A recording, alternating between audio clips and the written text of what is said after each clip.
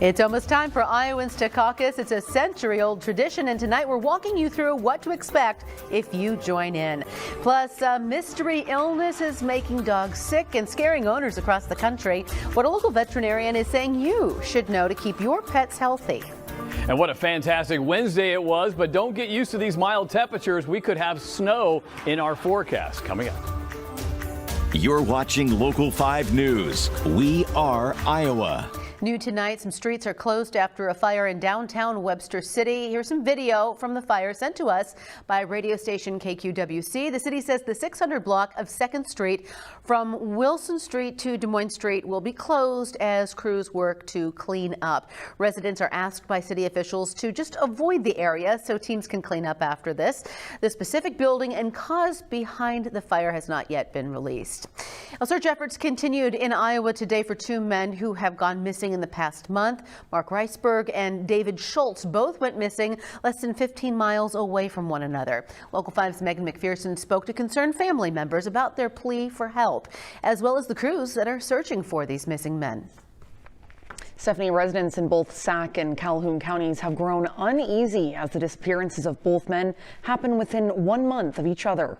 Rockwell City resident Mark Reisberg disappeared from home on October 28th, and David Schultz of Sac County also vanished on November 21st. Take a look at your screen here. You'll see that the locations where both men disappeared from are less than 20 miles away from one another. The Iowa Department of Criminal Investigation is now involved in both cases, which are not said to be related as of now. Nonprofit United Cajun Navy out of Louisiana, which has search crews on the ground to look for both men, say that the families of both men are not giving up hope. From the beginning until we've turned over every leaf along Highway 20 and 71, we really can't, we can't lose hope until that has happened. After that, obviously, you got to start looking at angles of, is he really here in Sac County? Now, I did reach out to both the Sac County and Calhoun County Sheriff's offices for an update, but have not yet heard back. Anyone with information on the whereabouts of Mark Reisberg or David Schultz is asked to contact local law enforcement immediately. And the search crews tell me that they'll be back out tomorrow at 10:30 a.m. Their goal is to cover about 60,000 more acres before the end of the week. Stephanie. A huge job. All right, Megan, thank you. Well, a referendum to build a new jail in Webster County failed to pass on Election Day. Local 5's Connor O'Neill spoke with the sheriff today and shares how the county plans to address their inmate overpopulation. Our inmate capacity is running between 60 and 80 inmates on a normal basis since I've taken over as sheriff. Which Sheriff Fleener says is well over their capacity to hold 56 inmates at one time. The inmates that can't be given a cell in jail have to remain in custody and then be sent to 5 other sheriff's departments because Webster County can't hold them at the current size of their jail. We are essentially renting places right now, and at some point we, the taxpayers, need to decide if we want to invest in a 20-year mortgage on buying our own place to house these. Sheriff Fleener says the inmate transfers cost them hundreds of thousands of dollars each year, but because the referendum failed to pass, they have to continue to pay other departments to house inmates in their custody. Over the next couple of years, we'll see how it goes. The trends right now show that it's going to tend to increase. Maybe the crime rate will start to slow and ease and we won't have as many inmates. I don't know. But as of right now, that's our only solution. Sheriff Fleener told me he doesn't expect a vote for a new jail to show up on ballots in 2024, but he expects a similar one to potentially be on them in the next few years. But for now, in Webster County, Connor O'Neill, Local 5 News. Well, today marks the 6th and final day of the truce between Israel and Hamas. Before today, 86 people have been released, 66 of them Israelis and 20 foreign nationals, as well as 180 Palestinian prisoners and detainees, many of whom were women and teenagers. The United Nations calling for the international community to move towards an irreversible 2-state solution to the Palestine-Israel conflict, saying Jerusalem should serve as the capital of both states. News coming out of Indianola School District tonight. Superintendent Ted Einz is retiring after this year. Einz first announced his resignation at a school board meeting earlier this month. In a letter to the school board announcing his resignation, he wrote, "I have enjoyed my time serving the Indianola Community Schools, and I will continue to serve to the best of my ability to our students, staff, and community, as I have since July of 2022. The countdown to the caucuses is underway, and while we could see some changes, Local 5's Dana Searles joins us now to break down the key differences and what you can expect this year. Yes, Stephanie, the Democratic and Republican caucuses may be falling on the same day, but one local political expert tells me that that's about where the similarities end between the two. For the Republican caucuses, caucus goers will go to their precinct, hear speeches from campaign delegates, and then write their candidate choice on a piece of paper, where Democrats will have to request a presidential preference card to later be mailed in. And there's also some key differences in how these presidential preference votes are conducted. But this year, because of the changes to the Democratic process, the Republicans will have their preference vote, just as they always have. The Democrats, on the other hand, have separated the presidential preference vote from the caucus. Now, all of the Democratic presidential preference votes will be done by mail this year and not announced until March 5th, which is Super Tuesday. Tonight at 10, I'll break down more of this year's caucus layout, as well as possible scenarios caucus goers could see play out. Stephanie? Dana, thank you. GOP candidate Nikki Haley received a massive endorsement earlier this week that could impact polls here in Iowa. Americans for Prosperity is a conservative group by extremely wealthy people. The group now pouring millions into Haley's campaign ahead of the Iowa caucus. Florida Governor Ron DeSantis downplaying the endorsement, claiming AFP represents the establishment. DeSantis planning to visit Iowa this weekend. The GOP candidate expected to hold an event in Newton. His two major endorsers, Governor Kim Reynolds and Bob Vanderplatz, are expected to speak. We are Iowa's most accurate forecast. A live look for you now out at Seven Oaks, where they are prepping for opening day this Friday. Lots of skiing about to be happening there. Hopefully, the weather stays in their favor. They can make snow right about now too, Brad. I mean, it's amazing what they can do out there. Yeah. Now, today was a tough day. It was to make snow. Absolutely. We got up in the 50s today, and that includes up there in the Seven Oaks area around Boone. Take a look at these temperatures today. 55 in Ames, 53 in Fort Dodge. We thought it would be pretty warm here, especially where the snow is really not on the ground anymore, and that is that area we got the 50s. Meanwhile, southern Iowa has some snow still on the ground, or did earlier, only 40s here, but really a nice day all the way across central Iowa. We've got a southerly wind and a fairly mild night ahead of us tonight. Temperatures will stay above freezing in most cases before midnight, but watch out after midnight because temperatures will be dropping below freezing, and there might be enough moisture on the roads and in the air to cause some frost on the roadways. Look at the low temperatures here. Everybody north of Des Moines certainly dropping below freezing, so there could be some slick spots out there tomorrow morning. I do expect partly cloudy skies and maybe even becoming mostly sunny in the afternoon. Not a bad day. Temperatures will be cooler than they were today, with highs in the low 40s, mid 40s out there, but still not bad. What we're watching, though, is a system developing. Now, it's going to be cooling back down the next couple of days. We're watching a system on Friday for some isolated snowfall. It could reach to the metro, and also a very active pattern all the way through the weekend. I'll have all the latest coming up.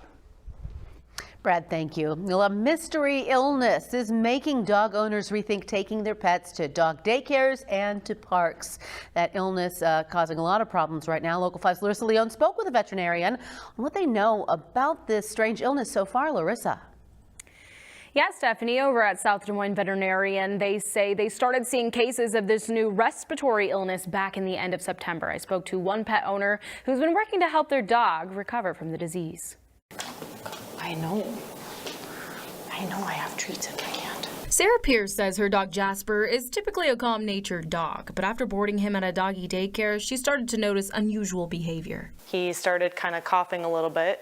It started with him just coughing after eating, so we didn't really think it was a huge deal, but then it kind of progressed from there. After 3 visits to the vet and a few trial and error prescription attempts, Jasper is finally on the mend. He's now been on 3 different antibiotics, a steroid, a cough suppressant, and Benadryl as needed. And finally, the last combination of things seemed to work. Over at South Des Moines Veterinarian Center, Dr. Melissa Byers says they started seeing cases of this new respiratory illness back in the end of September. That white area is just telling me that there's quite a bit of inflammation in those lungs, which is what we've been seeing with most of these dogs, is a lot of inflammatory changes in those lungs and causing that cough. Thinking they were seeing an influx of kennel cough, they prescribed the normal treatment, but quickly realized it wasn't working. That was a red flag that something was different about this, and so since then we've just seen those numbers go up from there. And so what we're experiencing is that some of these dogs are just taking longer to get better. Dr. Beyer says the number of fatalities from this illness is low, and until researchers find out the details of the disease, she recommends you keep your dogs at home. I would probably avoid dog parks right now, those areas where there's a lot of dogs in close proximity and you may not know who those dogs are. It's probably a better bet just to err on the side of caution for that type of thing, just until we figure out what's going on. As for figuring out what this illness is, Dr. Beyer says there are veterinarian labs who are starting to accept samples to do a lot more testing at a higher level than what our normal labs would do, in an attempt to dive into what is causing this. Stephanie? Larissa, thank you. Well, Saydel students could get an extra day in their weekend. The district is considering a 4-day school week. The district posting on its Facebook page that they are looking for feedback from community members. A flyer posted on the Facebook page lays a rough outline of the pros and the cons the district is considering, as well as a link to a feedback form. Well, 3 days of services coming to a close. Friends and family of Rosalynn Carter celebrating her life in her Georgia hometown. You're watching Local 5 News. We are Iowa. Well, today, friends and family of Rosalynn Carter lined the streets of Plains, Georgia, and filled a church for an intimate service meant as a celebration of the life of former First Lady Rosalynn Carter. People gathered to watch as her casket took one final trip to her beloved church. A private funeral service with her husband, her family, and close friends and neighbors concluded 3 days of ceremonies honoring Mrs. Carter's life and legacy. So today, as we celebrate her life, we know that the best part of her life lives on. Her family continued to remember her as a mental health champion, as well as the Carter legacy that she built alongside her husband of 77 years, Jimmy Carter. Big Grove Brewing is giving $48,000 to nonprofits across the Hawkeye State. Polk, Johnson, and Lynn counties nonprofits will be eligible for the grants. Now, if you are looking to apply for some of this money, that application period ends December 31st with nonprofits selected by February 15th. All right, Brad is joining us now. What a gem of a day. Just a treat to get outside and enjoy. And yeah, balmy. I mean, it felt nice. Yeah, I had to roll the windows down because it was so hot in my car. There you go. And Chris Kubal said the same thing. So yeah, great day. Hope you enjoyed it. We do have some cooler, more wintry weather in our forecast, but there could be more days like this too. Stay tuned.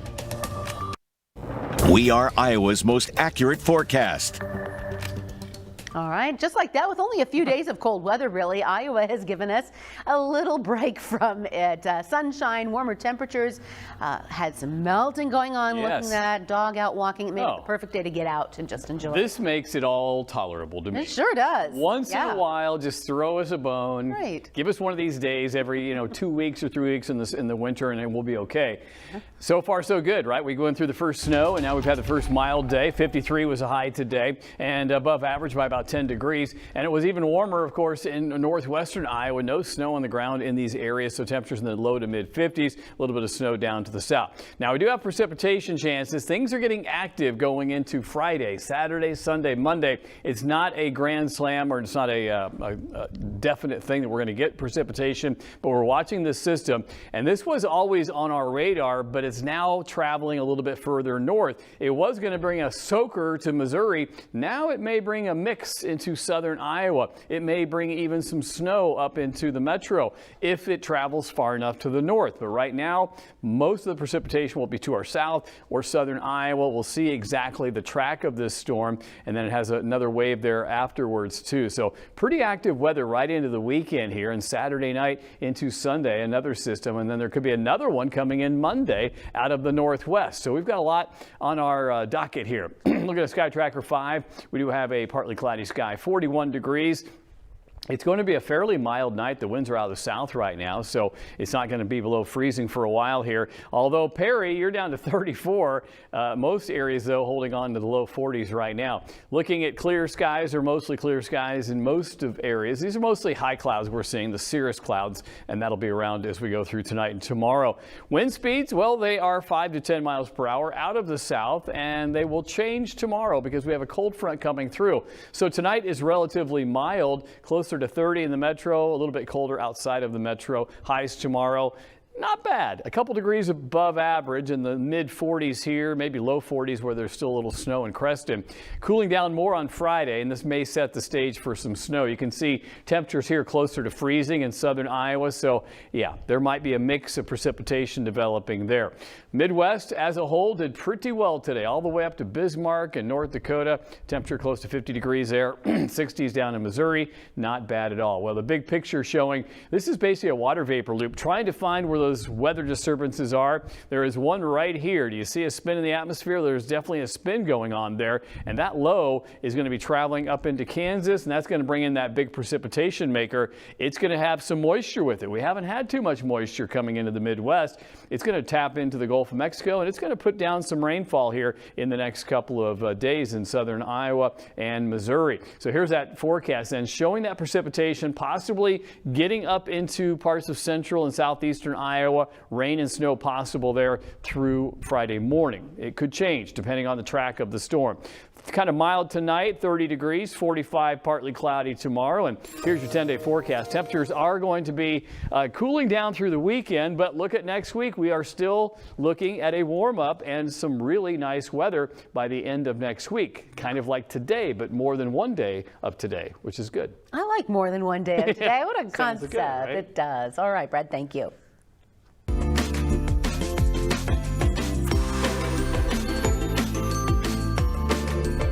Love that tune around here. For the second year in a row, we are excited to bring you Brandon's Battle of the Bulbs Holiday Lights Contest. We are searching for the most creative and unique light displays in and around the Des Moines Metro. You can show off your lights by visiting the contest page, weareiowa.com, or by texting the word bulbs to 515-457-1026.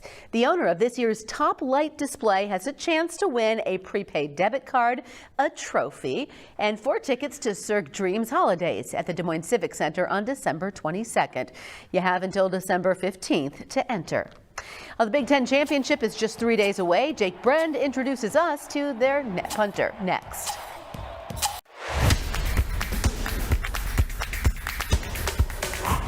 The Big Ten Championship is just 3 days away. The Hawkeyes are set to take on Michigan. Iowa, big underdogs here, but they do have their Big Ten Punter of the Year, Tory Taylor, on their side.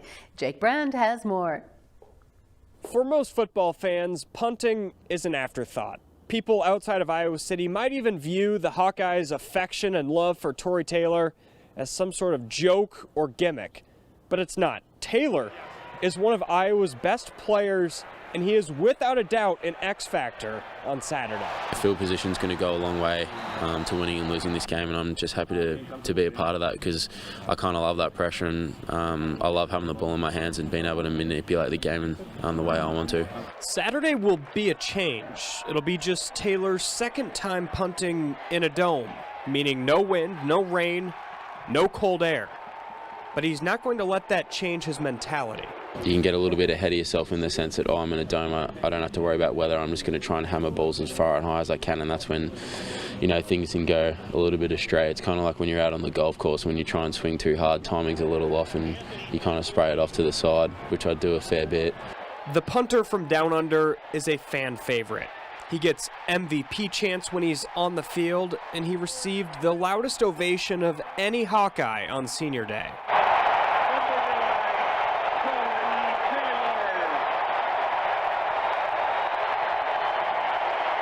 But Tory is more than just a fan favorite for his personality and accent. He's a dang good punter that was recently named a top 3 finalist for the Ray Guy Award, given to the nation's top punter.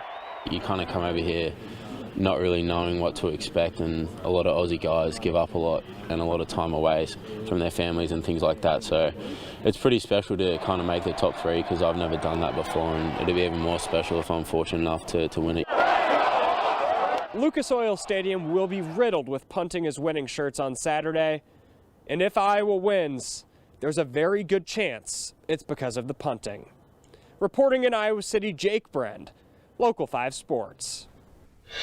Local 5 will be at the big game in Indianapolis on Saturday at 7. Our coverage from Lucas Oil Stadium with Jake Brend starts on Friday. Well, Northern Iowa has named their new interim athletic director. Retired Big 12 Commissioner Bob Bowlesby will return to the university after serving as athletic director from 1983 to 1991. Bowlesby was inducted into the Panthers Athletics Hall of Fame in 2003. This announcement comes after former director David Harris was hired to replace Troy Dannon at Tulane last week.